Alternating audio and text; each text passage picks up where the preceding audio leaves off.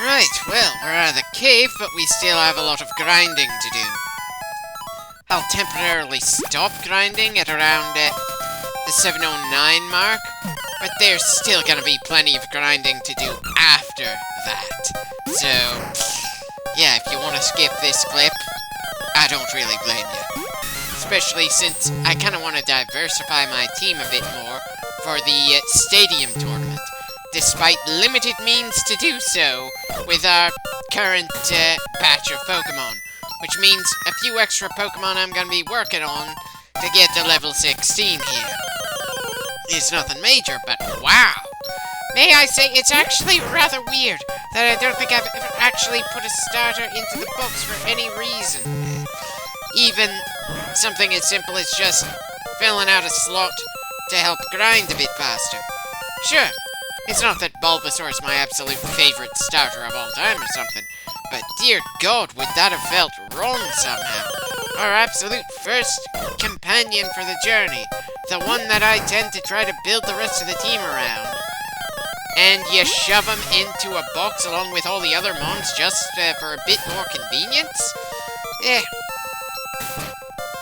Hell, you'd be shoving them into a box with a bunch of other Pokemon that you grabbed just for the sake of grabbing them. I wonder what the conversations in there would have been like, especially for the ones that will never be healed after they got captured in the first place. Anyway, speaking of the box, we seem to have found our next bit of box fodder. Again, kinda like Ekans, at least visually speaking, but we've already got more than enough poison types for the first generation team here. Somehow grateful that even when I played this game blind several decades ago, I never made the mistake of using an all-poison team against the Psychic Gym. Though I'm more than a little annoyed that the water type, you generally can afford to go purely with that, since it's such a good type with so many different Pokemon that you're not actually limiting yourself all that much, as if you picked, say, Bug, Rock, or Ghost type.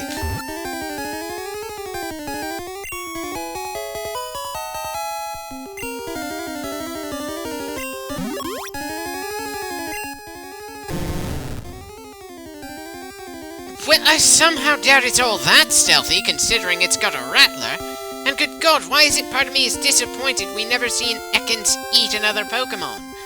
And how would a Pokemon League in a given region enforce rules that prevent one trainer's Pokemon from outright eating another trainer's Pokemon?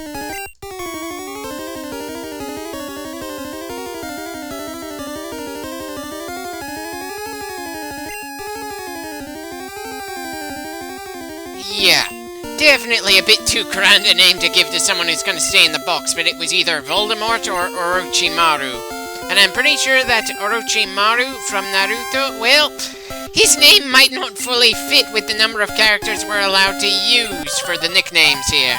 Granted, I could have also used the name Orochi, the mythological 8-headed snake that gave Orochimaru his name, but that felt wrong to give to a snake with one head, and no real gimmicks outside of at one point transforming from a Rattler to a Cobra for some reason.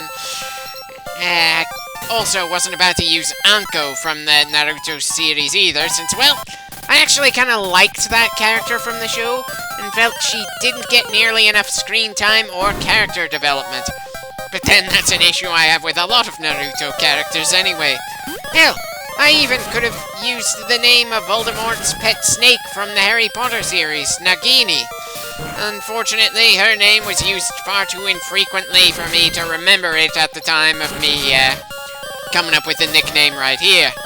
And it's not like Harry Potter ever held a conversation with her, despite notably being able to speak to snakes. It's like after the third book, well, I wouldn't say that ability was forgotten, just that the author didn't think of any other ways it could have been used. And I probably wouldn't have been so annoyed by that if it wasn't for the fact that Harry's signature spell was something he learned in second year, and he seemed to stop actually learning things about magic by the time he got to his fourth or fifth year at the magical school. Ugh. The plot by then had very much shifted from coming of age in a hidden world of wonderful things to stop the evil overlord from taking complete control. Well, I could just keep going on about the Harry Potter series here. The fact is, this is a Pokemon Let's Play, and I only just started talking about Harry Potter because we saw a snake, and I was brainstorming ideas for names to give to snakes. I'm actually kind of surprised that I never thought to give that Ekans a pro wrestler's name, since there are 3 snake-themed wrestlers that come to mind right now. Jake the Snake Roberts, the Rattlesnake Stone Cold Steve Austin, and the Viper Randy Orton. Granted, Stone Cold and Randy Orton don't hold on to that theme as firmly as Jake did.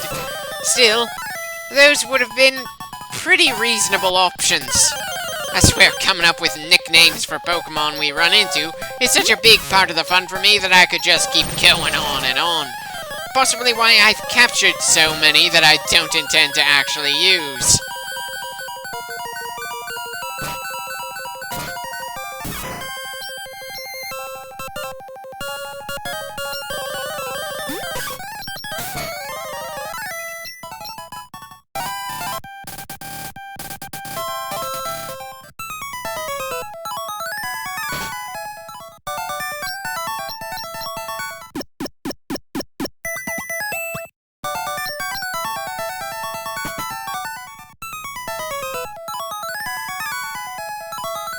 I think this is the second time I've changed my mind and gone back to the Pokemon Center to do something involving the computer. You know what the really sad part is? As iffy as inventory management is in the first Pokemon game, it somehow still feels less like an annoying chore than the inventory management from the original Mass Effect. The biggest issue with the first generation of Pokemon is the fact that the bag is at its smallest here and there isn't all that much more room on the PC. We'll see how long we can get by with what we've got here. Anyway, time to start interacting with people who aren't going to try battling us. Not that these guys have anything all that interesting to say at the moment. I mean, hell, why are we being told how to order our teams when we've gotten all the way to the second town that has a gym in it?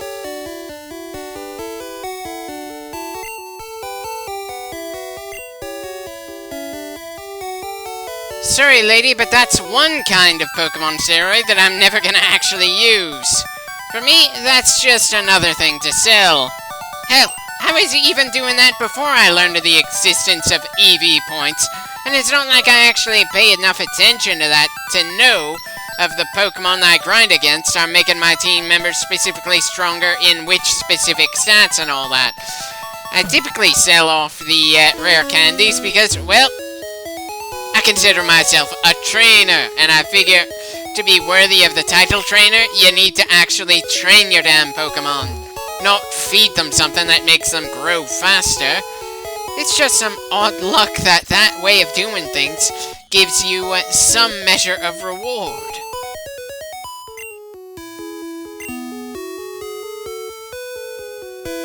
Well, I can't think of too many circumstances where I'd choose to prevent Pokemon from evolving if it does so through pure leveling up.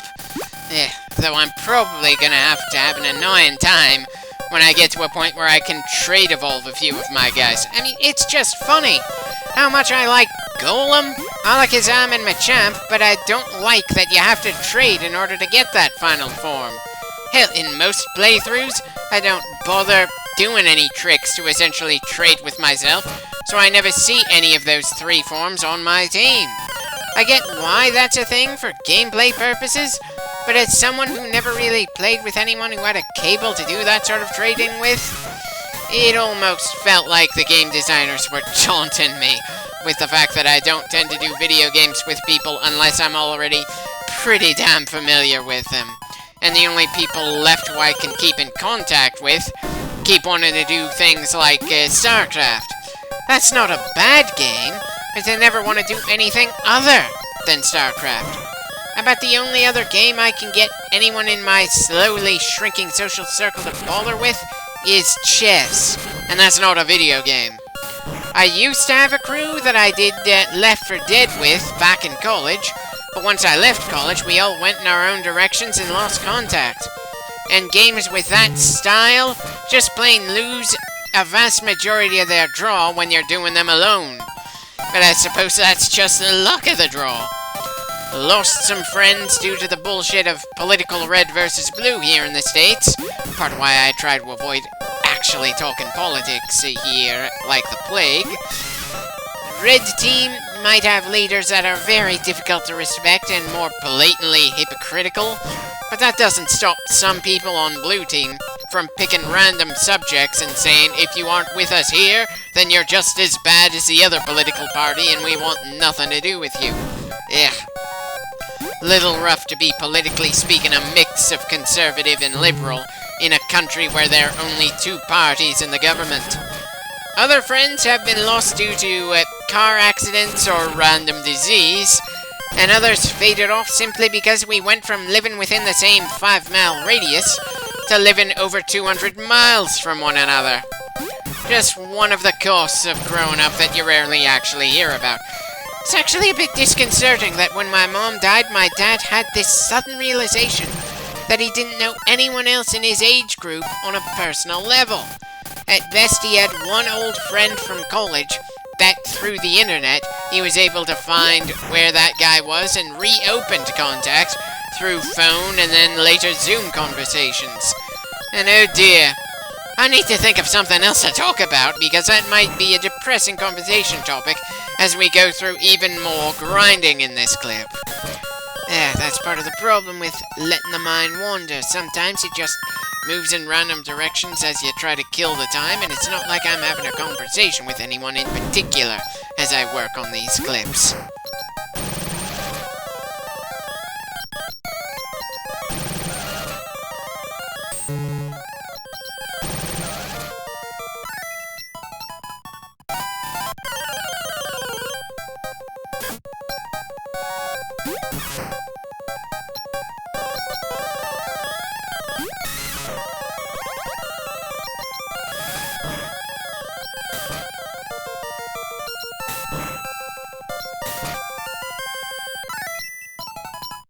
Right, now to go back to the Pokemon Center again. If I kept track of how many times I do that, I'd probably be horrified at just how many times we've already done so before we've even gotten to the second gym.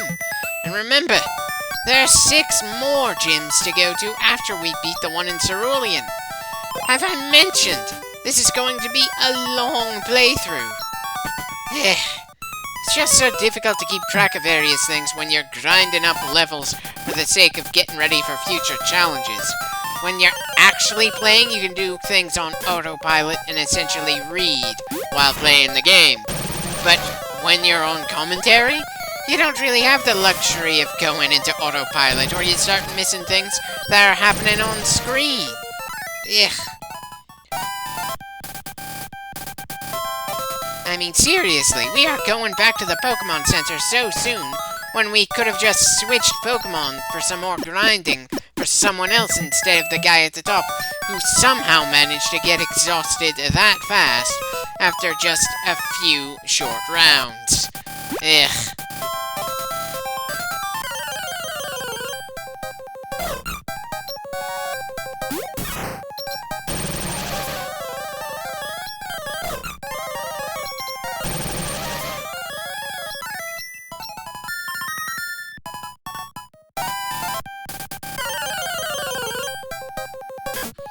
Well, at least it's a lot faster to level up a Pikachu than a Magikarp, mostly because the Pikachu has an offensive move of his own, right from the moment we captured him, while the Magikarp will only be able to flop around until, I think, around level 15, and even then I wouldn't put Takenobori against any other level 15 Pokemon. It's a damn long way to get to Gyarados, but it's typically worth the trouble. Unfortunately, by the time we get that magnificent serpent, we're gonna have to deal with the 3rd gym in the region, which is Lightning here in Kanto. And last time I checked, neither flying nor water types are all that good to throw at anything that can generate electricity. Seriously, Takenobori isn't gonna be getting all that much glory of any kind anytime soon. Whereas Toimaru here can grind against Pokemon that are 2 levels above him, and we only just started training him up in this clip.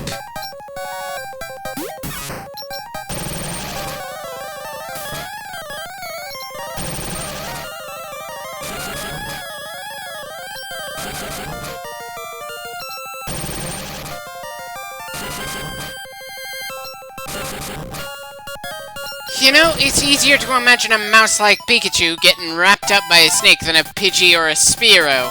And that's despite the fact that I've seen some rather fast Pikachus over the years. Hell, it's almost like I wish that Rap had been made a ground-type move or something. Of course, if it had, then Toymaru wouldn't have been able to win that fight. Just another random thought as I kill time here.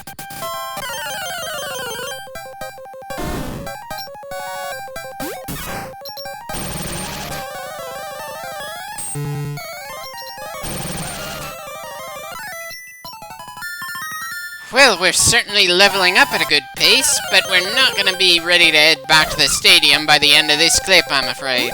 Not when we want 6 level 16 Pokemon ready. And while my memory of what levels the nearby rival battle in Cerulean will throw at us once we try heading towards the bridge aren't exactly all that good, I'm pretty sure prepping for the stadium tournament couldn't hurt our chances for the next time our rival here shows up. If only I could remember what name I gave the poor bastard. At the very least, he's probably going to be stronger than the average trainers we dealt with in the caves. And after that rocket crunch with Eradicate, I'm more than a little paranoid right now. What if the absolute next trainer we run into in this game has something that could eat that Eradicate like a snack?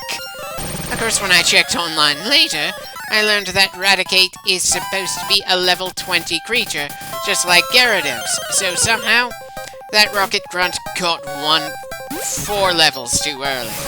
And to be honest, I think I'm more pissed that Team Rocket doesn't have more Pokemon that break rules like that. Again, they're the bad guys, and they seem pretty proud of that. Let them do things that makes the player go, hey, that's completely unfair. So it's more satisfying to take them down.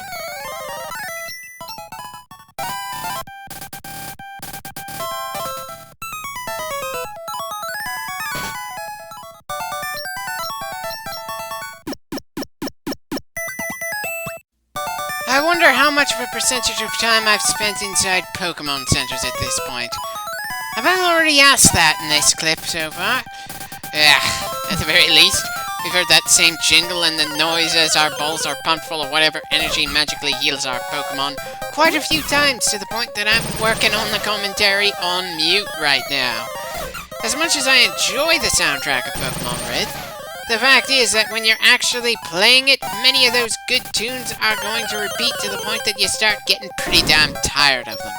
And that's generally a problem for any long game. Doesn't matter if it's a real-time strategy, or a role player, or a turn-based strategy, or any other genre that I can't think of off the top of my head right now. Hell, even in shorter action games, there's generally enough audio cues and lines that repeat that it can get a little annoying at times. And frankly, I don't think there's going to be anything anytime soon to get around the annoying amount of repetition you can get from games that last anywhere from 6 to 30 hours, if not more. Movies and TV shows certainly don't have to worry about reusing the same music that much, since generally they last somewhere between 20 minutes to 2 hours. Granted, there are exceptions to that rule. Some older movies break the 3-hour mark, though those usually have an intermission to give people time to use the bathroom. And with streaming being a major thing these days, maybe movies are going to start taking the same route that the Snyder Cut did and go up to 4 hours, since people can watch it in chunks instead of one big dump. I mean, it's not like you're gonna have to have the same concerns making a movie for a streaming service that you would making it for the theaters. I know, movies and television aren't all that connected to what we're doing right now, commenting on a handheld game made in the 90s, but again, we're grinding and I have no idea when we're gonna stop and move on to something more interesting. I've got to talk about something as we keep going through the less immediately interesting part of our journey.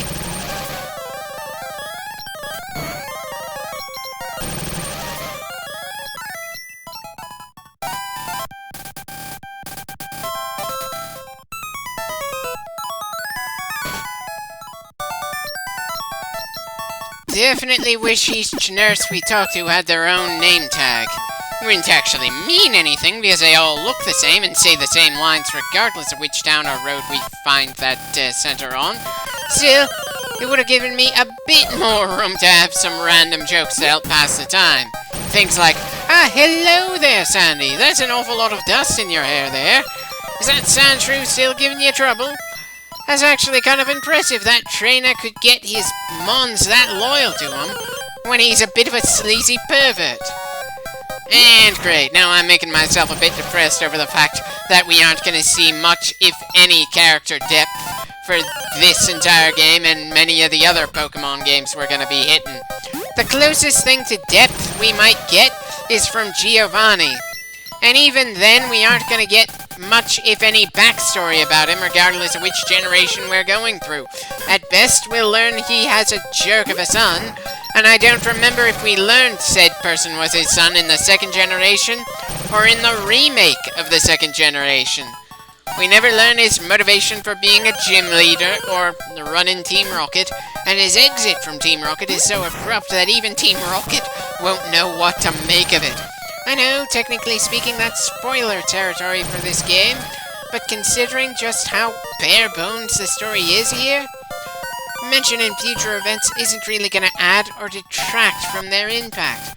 And great, I just reminded myself of an interesting problem I had when I at one point decided to read the original story of Dr. Jekyll and Mr. Hyde.